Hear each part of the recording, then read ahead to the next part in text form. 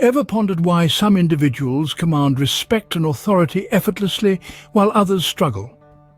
This is not a mere coincidence, but a showcase of power dynamics at play. Power dynamics, like gravity, are universal. They exist in every interaction, every relationship, every decision we make. From the boardroom to the living room, these dynamics shape our lives more than we may realize. It's an invisible force, yet its effects are tangible.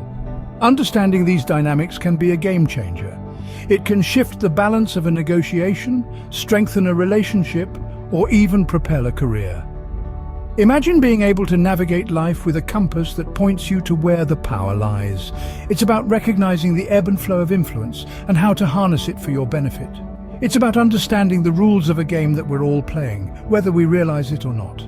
Let's delve into the intriguing world of power dynamics and its rules. Rule number 1, power is omnipresent. It's as intrinsic to our lives as the air we breathe.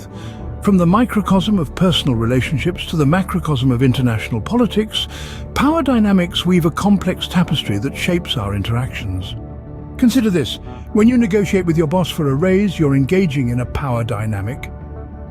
When nations wrangle over resources, that's power dynamics at play. Even in the seemingly mundane, like deciding who gets the last slice of pizza, there's a power struggle subtly unfolding. This omnipresence of power is not inherently nefarious. It's simply a fundamental aspect of life, of human interaction. Recognizing this is the first step to understanding power dynamics. It's like putting on a pair of glasses that suddenly brings the world into sharp focus. Once you start spotting power dynamics, you can begin to navigate them. Rule number 2, power is fluid. Now, what does that mean? Simply put, power isn't a fixed commodity. It's not a gold coin that you can clutch in your hand or a treasure chest that you can lock away in a vault. No, power is far more dynamic, more elusive, and infinitely more intriguing. It's like a river, constantly shifting and changing its course based on the landscape of circumstances, actions, and even perceptions. One day, you might be at the helm, steering the ship with a firm hand. The next, you may find yourself adrift in a sea of uncertainty. Such is the nature of power. It demands adaptability, flexibility, and a keen understanding of the ever-changing power dynamics. It's not about holding on to power as if it were a lifebuoy in a stormy sea. It's about learning to ride its wave, to move with its rhythm, to flow. Remember, power ebbs and flows. It's not about holding on to power, but riding its wave. Rule number 3, power is relative. In the grand theatre of life, power is not an absolute entity, but a dynamic, shifting force that is relative to those around you. It's not just about how much power you possess, but how your power stacks up against that of others. Think of power as a seesaw on a playground. The balance of power isn't determined by who is heavier, but by the difference in weight between the two sides. The same principle applies to power dynamics in our daily interactions. In negotiations, for instance, understanding this concept can give you an edge. It's not about wielding an absolute amount of power, but about leveraging the power difference to your advantage. In conflicts too, understanding the relativity of power can help you strategize more effectively. It's about knowing where you stand in relation to others and using that knowledge to guide your actions. The key is not just to grow your power, but to grow it relative to others. Rule number 4, power requires responsibility. A simple principle, yet one often overlooked in the pursuit of power. Power in all its forms is a tool. Like any tool, it can be used to build or to destroy, to help or to harm.